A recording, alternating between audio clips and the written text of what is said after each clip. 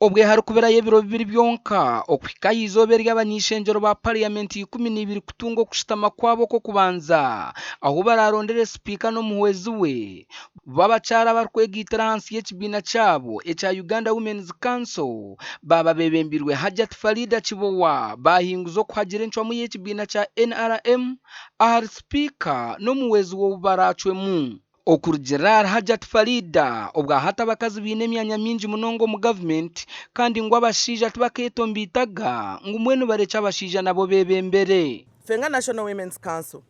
twagala okugumya abakyala abali eyo naddala abakyala bakulembeze n'abakyala abali abeeraliikiridde nti omukyala bw'aba tali speaker oba deputy speaker abakyala tetugenda kufunamu nedda njagala okubasaba mugume tulina slot season tulina ababaka ba parliament abakyala toto ngotaddeko abakozi abakadde abaliko obulemu abavubuka toto y'abakulembeze b'abakyala mu parliament ya Uganda eri abakyala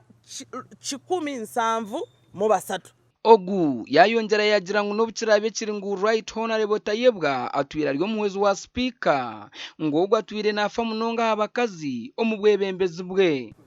tebakikoze mu bubi kubanga eddembe libawa okwogera n'okulwanirira abakyala era naffe bwe tubanga abakyala bafunye kye kisinga okutusanyusa naye bwe babanga tebafunye tetusobola kudda mabega fena twekubagize tuleme kubaako kye twogera nti bannange bwe tuba tetufunye emikisa gikyaliwo egy'okukola ebintu ebirala. There are other men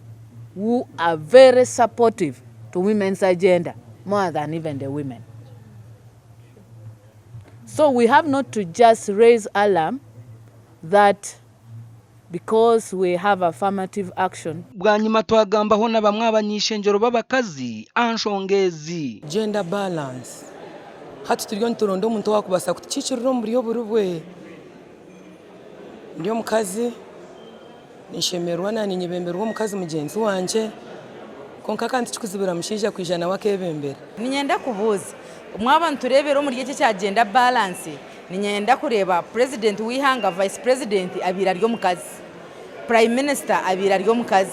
second prime minister abira ryo mukazi speaker abira ryo mukazi mwene babashije kabataratireho